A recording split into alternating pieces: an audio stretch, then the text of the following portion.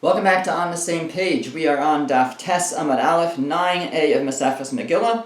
We are beginning seven lines down the page, and the Gemara is discussing an apparent contradiction between the Mishnah at the bottom of 8b Ches Amud Beis and a brisa that the Gemara quotes. The Mishnah had said that Sfarim, so Sifrei Nevi'im, works of, or not just Nevi'im, Tanakh, Torah, Nevi'im, Ksuvim, could be written in any language. That's what the Mishnah says. But the brisa says that if you write verses that are mikra, that are supposed to be Hebrew, in Targum, in Aramaic, or you write, in other words, you translate them, or you write Aramaic verses in Hebrew, and if you write it as Ksav Ivri, if you write it using the Ksav Ivri, that script, so it's not, it doesn't have the status of holy works, of holy books, unless you write it Ashuris, unless you write it using the Ksav Ashuris, that script, which is the script that we use for our Sifrei Torah. So it's a contradiction, because the Mishnah said that you could write them in any language, and the Brisa says that if you write Hebrew and Aramaic, then it doesn't have the status of a holy work. So the Gemara tried to resolve this, and it said, Lo Kashya, and if we really go back one line here, Lo Kashya, Ha-Rabbanan, Ha-Rabbi Shimon Gamliel. So it said that it's not a contradiction. We'll say that the Mishnah is the Rabbanan, and the Brisa is Rabbi Shimon Gamliel, because even in the Mishnah, we had a second opinion that was quoted, the opinion of Rabbi Shimon Gamliel. Rabbi Shimon Gamliel said that, no, you cannot write Sfarim in any language. He said even Sfarim, even meaning the books of Tanakh, can only be written in Hebrew or in Greek. So now we can say that the Brisa, which says that you can't write them in other languages, that Brisa is going like Rabbi Shimon Gamliel holds. You cannot write Mikra, you can't write Psukim in Aramaic. That would be going like Rabbi Shimon Gamliel, who says you cannot write Sfarim in other languages. So the Gemara asks, but it still doesn't work, because Rabbi Shimon Gamliel, now we're picking up again 7 lines down, Rabbi Shimon Gamliel, if we're going to say that the Brisa is going like Rabbi Shimon Gamliel, Hayka Yavanis, but there's also Greek that he allows. The Brisa says that it's no good unless you write it Ashuris, unless you write it in the Hebrew script, and seemingly in Hebrew. And Rabbi Shimon Gamliel says that you could write it in Greek as well. So the Brisa cannot be Rabbi Shimon Gamliel. Ella lo kashya, so rather, we need a new way to resolve the contradiction. We say it's not a contradiction. Kan b'sfarim, kan b'tfilim mezuzos. The Mishnah is talking about Sfarim, about the books of Tanakh, that you could write in any language, and the Brisa, which says Mikra shekasav Targum, Targum shekasav Mikra, that if you write it in a different language, if you write Mikra, you write Hebrew in Aramaic, or Aramaic in Hebrew, that's talking about Tefillin and Mezuzos, because actually, in the Mishnah itself, we said that Tefillin and Mezuzos inga nechtavos ala Ashuris. Tefillin and Mezuzos can only be written in Ashuris, in Ksav Ashuris, in Hebrew script. So that makes sense. The Brisa is consistent with that. The Brisa says if you write Mikra in Targum in Aramaic, you write to Aramaic in Hebrew, it's no good until you write it in Ksav Ashuris. You have to write it in Ksav Ashuris, and that will be consistent with the Mishnah, which says that Tefillin and Mezuzos have to be in Ksav Ashuris. We'll just say that's what the Brisa is talking about. It's talking about Tefillin and Mezuzos. So, and the Gemara then elaborates, it says, Tefillin and Mezuzos my taima. Why are Tefillin and Mezuzos different? Why are you only allowed to write Tefillin and Mezuzos in Hebrew and in Ksav Ashuris? So, Mishum Dechsib, because it says in the paragraph of Shema, in the first paragraph, it tells us that the paragraph of Shema should be written on your Tefillin, right?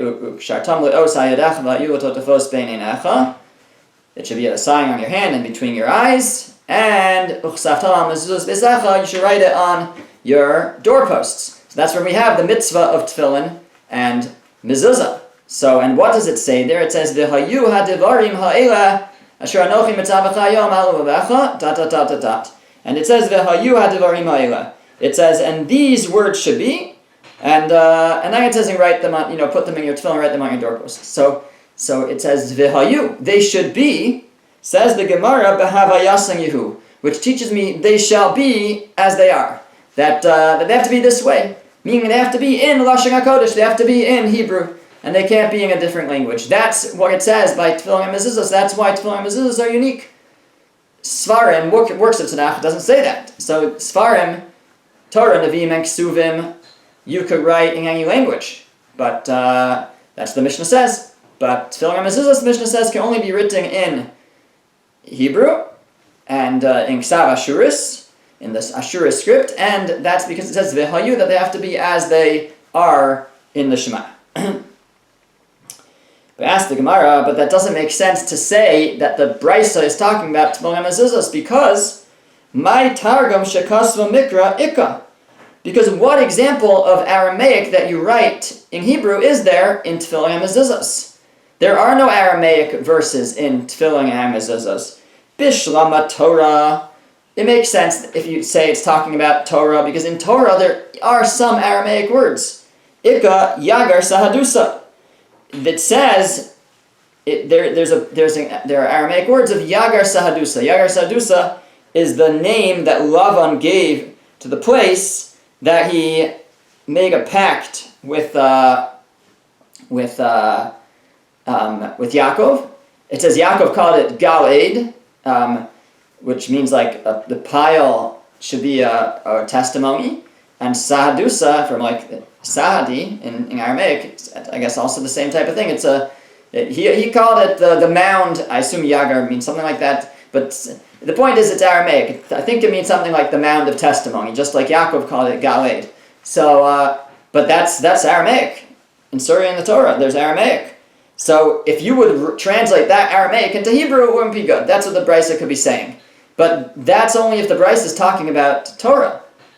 Ella, hacha, but if it's talking about tefillin and mezuzahs, my targum hikka, there's no Aramaic in tefillin and mezuzahs. So how could the Brisa say if you write Aramaic in Hebrew? There's no Aramaic there. So it can't be that it's speaking about tefillin and mezuzahs. So we're back to our question. How do you resolve this contradiction? The Mishnah says that you could write Sfarim in any language, and the Brisa says that you cannot translate Sfarim. So Elokashia, or it doesn't say can't translate Sfarim, but it's talking about something you can't translate. Elokashia, it's not a contradiction. Kan b'Megillah, kan b'Sfarim. One is talking about Sfarim, one is talking about the Megillah, specifically Megillah Esther. That all other parts of Tanakh you're allowed to translate. But Megillah Esther, it has to be written in Hebrew. If you write in translation, it would not have the status of a holy work, of a holy book. My taima, what's the reason? Dichsivba, because it says in the Megillah, kichsavam v'chil shonam. Like it's written, like the way they write it, and like their language. Now it's a bit of a drasha, because the pasuk is not really talking about how you write the Megillah.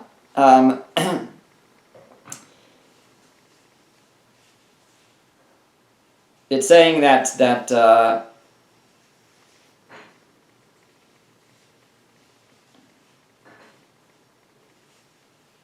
it's talking about a letter that was written by Mordechai, and it was sent to all the lands in their languages, and it says El HaYehudim, to the Jews, Kich Salam Echol Shalom, as they write it and in their language. But I guess we derive from there that the Megillah has to be as it's written and in its language, meaning in Hebrew, in Ashuris script. So that's what it's talking about. What the Tanakh, Torah, Nevi'im, Ksuvim, except for Megillah Esther, could be written in any language. Megillah Esther has to be written in Aramaic from that pasuk, because of that pasuk. Now, it doesn't have to be written in Aramaic, but it can't be translated. So the Mikra, the Hebrew words have to be written in Hebrew, and the Targum words, the Aramaic words, have to be written in Aramaic. That's what the Brisa says. Now, my Targum shekasu mikra ika. Where do we find Aramaic in Megillah Esther? That we could say the Aramaic has to be Aramaic. You can't write it in Hebrew. Amr Papa, v'nishma piskam hamelech.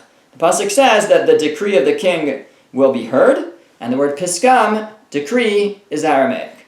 Rav Nachman bar Yitzchak Amar, Rav Nachman bar Yitzchak says, v'chol hanashim yitnu yikar levalehen. All the women should give honor to their husbands. That was the decree that Achashverosh sent out. And the word yikar, which means honor, is Aramaic. Rav Ashi Amar, fine. Okay, so we have two examples of Aramaic words in the Megillah, and we're saying that if you write those as Hebrew, then it will not have the status of a holy book. Okay, so that's one possible resolution for our contradiction, that the Mishnah is talking about the rest of Tanakh, the Bryce is talking about specifically Megillas Esther cannot be translated. It has to be written the way it's written. Rav Ashi Amar, Rav Ashi says a different answer. Kitanya Hahi, that the Brisa is Bishar Svarim. It's talking about other works, meaning Navi, prophets and Kesuvim, the writings, but not the Torah itself. Rabbi Yehuda, and it's going like Rabbi Yehuda.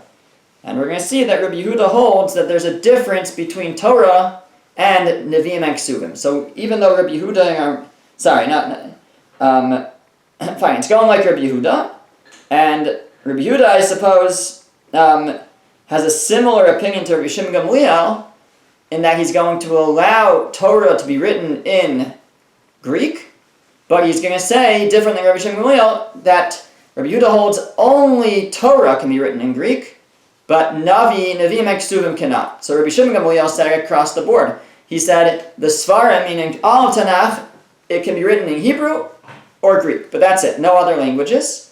Rabbi Yehuda holds that there's actually a difference. Only the Torah is allowed to be written in, can be written in Hebrew or Greek. The rest of Nach, Nevi'im, and Kesuvim can only be written in Hebrew. Where do we see this? It's going to be Rabbi Yehuda.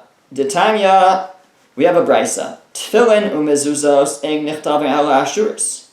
The brisa says tefillin and mezuzos can only be written in ashuris.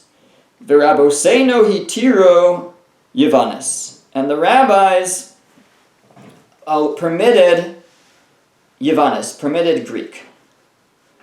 So that's what we think the brisa says. The problem is that doesn't make sense, because the vaksiv, v'hayu. But what about the brisa? The pasuk says v'hayu, that in Shema it says v'hayu, that it has to be, that tefillin and mezuzos have to be written only in Hebrew. So this brisa is saying, the Tanakama, the first opinion, saying that tefillin and mezuzos can only be written in Hebrew, fine. And the Rabboseinu, the rabbis, allowed Yavanis. Now, how could they allow Yavanis? How could they allow Greek? The pasuk says, V'hayu, that has to be written in Hebrew. So that can't be a correct brisa. Ela ema, so rather it must be that it's supposed to say as follows. Svarim nechtavim b'chol hasham, v'Rabboseinu hitir Yavanis. So we're keeping the second half. The rabbis allowed Greek. What could that be going on? So it must be going on the following, that the Tanakama must have said that the Svarim, the works of Tanakh, can be written in any language, and the rabbis allowed Greek. Now, the Gemara says, but that's not a good read either. That doesn't make sense. Hitiru, they allowed, Mechad Tanakama Asr. That sounds like the first opinion did not allow it. If you say, it just doesn't read. The way we have it now, the way we're suggesting is the works of Tanakh can in any language, and the rabbis allowed Greek. The first opinion allowed everything. So what are they allowing now? It sounds like they're supposed to be permitting something additional. So that's not a good read. So, Ela so you have to change the line about what the rabbis allowed and say, Rabboseinu lo hitiru sheyichtavu Ela Yavanis. Then no, it's not that they allowed Greek, it's that they only allowed Greek. That must be what it's saying. That the Tanakama is saying that Svarim Tanakh can be written in any language. And Rabboseinu and the rabbis only allowed Greek. Fine, that makes sense. That's a proper read. Vitanya, but we have a brisa on top of that, and it says Amar Rabbi Yehuda. Rabbi Yehuda says, or Amar Rabbi Yehuda, Av keshehitir Rabboseinu Yavanis, even when the rabbis permitted even Greek, lo hitiru elo b'sefer Torah, they only allowed it for writing a sefer Torah. Umishum Maisa de Talmai Hamelech, and because of the story involving Talmai, the king, the Greek emperor, Ptolemy, I think, Talmai. Because of that story, that's why they allowed it by a Sefer Torah. But just to put a pause before we see the story, so what we're coming out is, first of all, it seems that everything we're talking about here is midrabanan, because if it was Doraisa, you can't say, if it was Torah law, you can't say it, but the rabbis allowed you to do something that the Torah didn't allow. So it seems that from midoraisa, it would seem at least to me, we're saying that midoraisa, by Torah law, you could, any of these, you could write the Torah in any language. But and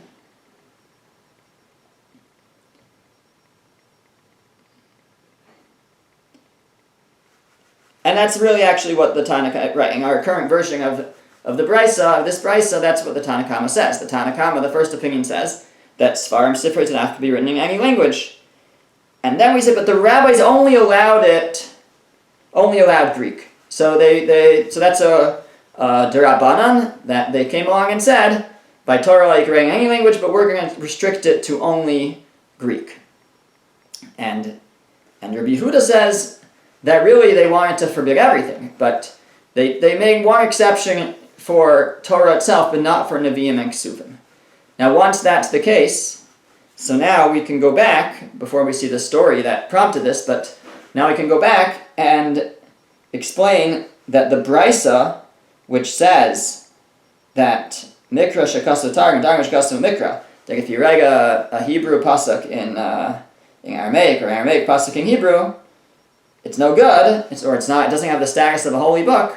So that's going like Rabbi Yehuda. Rabbi Yehuda holds, and it's talking about Nevi'im and Ksuvim. Rabbi Yehuda holds that Nevi'im and Ksuvim cannot be written in any other language, they have to be written in Hebrew. And specifically a Sefer Torah could be written in another language, in Greek. But this Brisa would be talking about Nevi'im and Ksuvim and going in the opinion of Rabbi Yehuda. Okay, so now the Gemara brings the story of why the rabbis were lenient regarding translating the Torah into Greek. So it says, because of the story with Talmai HaMelech, the Tanya, because we learned in a Brisa, Maise beTalmai HaMelech, there was a story involving Talmai, the Greek king. Shekine Shivim Ushnayim Zekenim, that he gathered 72 Jewish elders, Vichnisan b'Shivim Ushnayim Batim, and he put them into 72 different rooms. V'lo gilu lahem al ma kinsan, and he didn't tell them why he was doing it. V'nichnas eitzal kol echad ve'echad, and then he went into each of these elders, each of these rabbis, ve'amar lahem, and he said, Kisveli Toras Moshe Rabchem, write your Torah for me in Greek. Write it down for me. Translate it. So they each had to translate. But there were certain things that they felt that if they would translate it exact, it would cause problems for one reason or another, as we'll see. So, Nasa Kadosh Baruch Hu b'leiv kol echad ve'echad Eitzah, Hashem placed in each of their hearts the idea of what they needed to change. V'hiskimu kulan l'das achas, and they all agreed to the same thing, meaning even though they were in separate rooms, miraculously Hashem put in their hearts that they would all make the exact same changes. And or they would change the translation slightly for all of the following things. So the first one was, the Kasvulo, they wrote, Elokim bara Bereshis. So even though the Torah says Bereshis bara Elokim, in the beginning, God created God, literally, in Hebrew it works, but they changed it to God created in the beginning. And And that was because if they would have written in the beginning, created God, so it could sound like, so there's a different way to say it. Rashi says something interesting. Rashi says it would sound like that Bereshis is a name, and it was Bereshis that created God. Chas v'shalom to say such a thing. But that's what it would sound like. Now Tosfos doesn't like that because he says, what do you mean?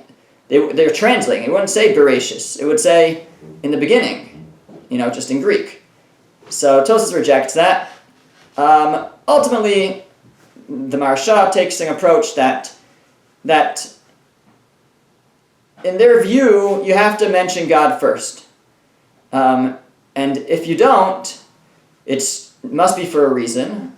Meaning, in our view, either because of God's humility, he doesn't put his name at the beginning, or other possible reasons, but in they're not going to accept that, and they're going to say, if it's in the beginning created God, it must be that there's something, it may not even say it, but something in the beginning created God.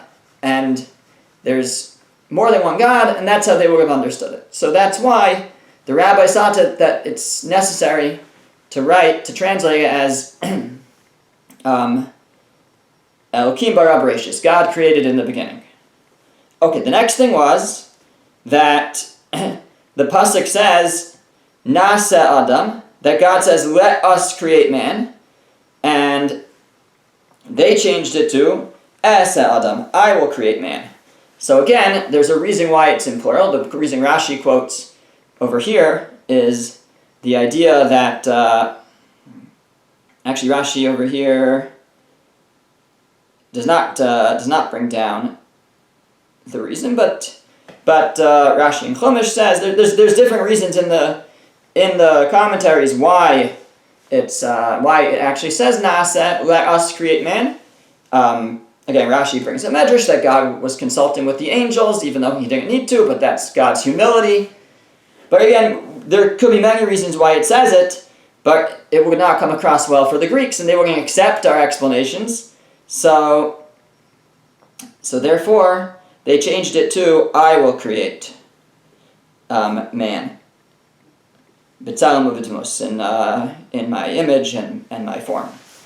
Okay, the next thing was, the pasuk actually says, Vayechal Elokim bayom hashvi, that God finished creating on the seventh day. Now, we believe that, and we understand that what that means is that God finished creating either as the sixth day ended, and it might have seemed like us that it was the seventh day, or there's a medrash that God finished creating because he created Shabbos on the seventh day, that the world was missing menucha, it was missing rest, and God created rest on the seventh day. But they wouldn't accept that. They would say, oh, God, we're still creating on the seventh day. He finished on the seventh day. So, so therefore, they changed it to Vayicha b'yom hashishi. And he finished on the sixth day. Vayishbos b'yom hashvi. That's how they translated it. And he finished on the sixth day, and he rested on the seventh day. Okay, then the pasuk says, Zachar nekeva bira'am, that he created them male and female. So Zachar nekeva bira'o v'lo kastu bira'am. So the Gemara says they translate as he created him, male and female. They didn't say created them. So the pasuk actually says he created them. But really he created one being, and again, according to the Midrashim, this one being was both male and female. It had two sides to it, until Hashem separated Chava from Adam. So they didn't want it to sound like Hashem actually created two beings. So they said, Bero, he created it. Okay, now in Parshas Noach, when Hashem is going to mix up the people who built the Tower of Babel, so it actually says Hava Nerda, let us go down, again with that plural, but and again that's seemingly because he consulted with the angels again, other explanations, but they didn't want to write "let us go down," which would imply that there's more than one God. They translate as Hava Erda ve'evel Hashem Svasim. Let me go down. I will go down and mix up their languages. Okay, now in Parshas Vayera, it says Vatitzrak Sarah bikirba, that Sarah laughed inside, but then they would wonder, well, why was Sarah, scolded for laughing if she did the same thing as Avram? Avram, it says he laughed in his heart. For Sarah, it says and she laughed bikirba, inside of her. Sounds like the same thing. So why was she scolded and not Avram? So again, there's answers. Rashi understands that Avram's laughing was a laughing of joy. Sarah's was of shock and surprise. How could this be? Questioning. So, but they didn't want to write that because they would question that. So they wrote, "Vatitzrak Sarah bikroveha," that she laughed with her relatives. And it wasn't inside. She didn't hold it in. She laughed with her relatives.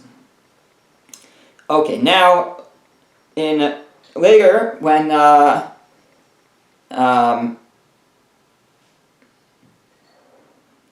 guess this is in Parshas Vayeshev, I think, no, it's earlier than that. It's in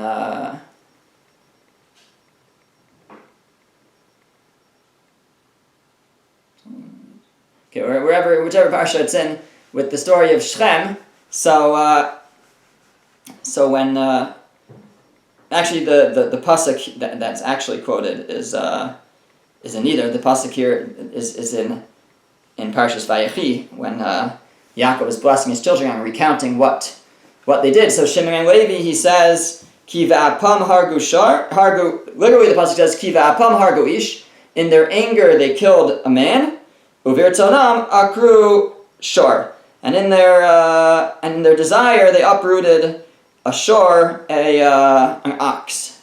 So that would sound like Yaakov was scolding them for killing the people of Shechem, that as if they weren't deserving of it, that it was murder. Now, that's not the case. This is how the Maharsha explains it, that it wasn't actually murder. They were all deserving to die. Okay, why Yaakov was scolding them, that's still, for whatever reason, Yaakov still didn't think it was the right thing to do at that time, but he wasn't calling them murderers. So, they didn't want Talmai HaMelech to say, oh, Yaakov was calling Shimon and Levi murderers. So they changed it and they said, they make it sound like he didn't kill people. That he wasn't scolding them for killing people. He was scolding them for killing animals. Ki ba'apam hargu shar. In their anger, they killed an animal. V'irtzonam akru evos. And in their desire, they uprooted a trough. Okay, I don't know what that would mean, but that's what they said. The Maharsha says that they also wanted to keep a grain of truth in all of this. They didn't want to they weren't just making things up. And when they said shor, when they said that he killed an ox, the pasuk says they killed a man, referring to Shechem. And when they said he killed an ox, they were also referring to Shechem, but they just translate it as, they called it Shechem an ox. And that's because what he did was animalistic. And when they said that they uprooted the trough, so what they meant was that the city that provided for him, they also uprooted that. So that was the trough, was the city that he came from. Okay. Vayikach Moshe es ishto. So now we're moving on to Sefer Shmos, and Moshe is coming back from Midian with his family, and it says, and he took his wife, Ves banav, and his children, Vayarkiveim. So the actual pasuk says, and he rode them on, and it says on a donkey. But they felt that was, Moshe's, a donkey is like not a very chashuv. It's not a very honorable animal to be riding on. So they didn't want to translate it as donkey and make it clear that it was a donkey. Something like a horse or a camel was more fitting for the leader of the Jewish people. So again, they didn't change the animal. They just said al nosei b'nei adam. He rode them on a person carrier, on a mount, but they were vague about it so that it wasn't clear that it was a donkey, because that might be regarded by Talmai as like a disrespect, or like he might disrespect Moshe as a result. Okay. Then when the Torah says how long the Jewish people were in Mitzrayim, it says, the pasuk says, Moshe b'nei Yisrael asher yashvu b'Mitzrayim, it says that they dwell in Egypt. It actually says 430 years. There's different psukim. By Bris being on Basarim, it says you'll be there. There's different. In one place it says 400. This pasuk says 430. So the guy's going to say, "What do you mean? They weren't in Egypt for 430 years? Just do the math. They were only there for for like 210 years." So we understand it that it means 430 years from, not in Egypt, but from the time that Hashem made the pact with Avram, the Bris Bein Abasarim, and 400 years from the birth of Yitzchak. That's the 430, that's the 400, but he wouldn't take that answer, so therefore they just changed it. They said they dwell in Mitzrayim and other lands for 430 years. That would be true. That would be true. That it was 430 years in Egypt and other lands. Okay, now by Matan Torah, by the giving of the Torah, it says that he sent, Vayishlach, it says, Es na'arei b'nei Yisrael, the lads of b'nei Yisrael, and they brought karbanos. So there's an implication here. If you say na'arei, like the lads, like who they're low. Like why would you send the lads to bring the karbanos, to bring the offerings at Matan Torah? So they changed it in the translation to Zatute. And he sent the Zatute b'nei Yisrael. The Zatute b'nei Yisrael, somehow that's something more, a more significant person, and that's who was sent to bring the karbanos at Matan Torah. And once you're changing that, so then the pasuk that follows shortly, when it says Ve'el na'arei b'nei Yisrael lo shalach yado, that Hashem didn't send out His hand against these lads, they changed that to Ve'el Zatute. Again, they translate it whatever the exact translation of Zatute, but it's a more significant type of person, maybe a prince or something, but then saying Na'arei, the lands. Top of the next page, Moshe says, when the people are rebelling, he says, Lo chamorecha mehem nasasi. I didn't take a donkey from you. Now that might imply, but I took other things. So they translate it as Lo chamadecha mehem nasasi. I didn't take anything desired. I didn't take anything from you. Okay, now by when it describes the sun and the moon, it says, the pasuk says, lest you raise your eyes up to the heavens and you see the sun and the moon and the stars, and you begin to worship them, that I gave to the nations. Asher chalak to the nations, that I gave to the nations. So they changed that too, and then it says, right, so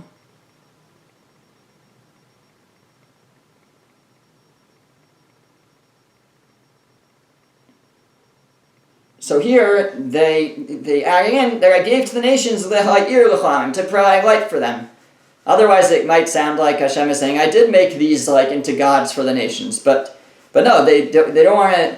You don't want to make it seem like it's the pasuk saying, I gave the sun and the moon to the nations as gods. So they added in, I gave the sun and the moon to the nations to give them light. What the pasuk is really supposed to be saying is, according to the drasha of Chazal, is that I gave it to them to confuse them, to test them, to trip them up. Okay, then it says, Vayelch vayavod Elohim achirim, that somebody will go and he'll serve other gods. Asher lo tzivisi, that I did not command. So they added in le'ovdam, to serve them. If you just say Asher lo tzivisi, I didn't command, it sounds like I didn't command them to exist. They came to exist on their own. So that would be a terrible way to read it. So therefore they added in that I didn't command to serve them. Okay, and the last change that they made is that when it talks about the non-kosher animals, one of them is the arnevis. Arnevis is a hare, or something like that. The problem was, as the Gemara is about to say, that Talmai's wife was named Arnevis. So They didn't want that, like, oh, you put my wife's name in the Torah. If they would have said Arneves, so therefore, and it could be that her name was the Greek translation of hair, of Arneves. So they wrote, Kasvula es Tzeiras haraglayim, the short-legged one. Again, maybe to be vague of what it was talking about. V'lo kasvula es Arneves. They didn't write the Arneves mipnei she'ishto shel talmai Arneves shema. Since his wife's name was Arneves, they changed it, Shelo Yomar, so they should not say, Sachku b'ya Yehudim v'yitilu shem ishti batara. The Jews are making fun of me, and they stuck my wife's name into the Torah. So therefore, they changed, they didn't want to write Arneves, or the translation of Arneves, which in Greek, which was his wife's name, and so they just were vague, they said the short-legged animal. Okay, so these are all the many changes that the sages made when they were called to translate the Torah into Greek, and through a miracle, Hashem gave them, all 72, the same ideas in their minds, and even though they didn't know, they all translate it in the same way. And the Gemara is saying that it was because of this event that they said, okay, you're allowed to translate the Torah into Greek, but according to Rabbi Yehuda at least, but Nevi'im and Ksuvim cannot be translated into any other language. Again, I shouldn't say they can't be translated. They won't have the status of a holy work when they're translated, only specifically into Greek. Okay, it's I think I'm still struggling to understand, and maybe look around why. So what? So this story. Why would this story prompt that it should even have the status of Sifrei Kodesh, of being a holy work when it's translated into Greek? Yeah, so that still requires further explanation.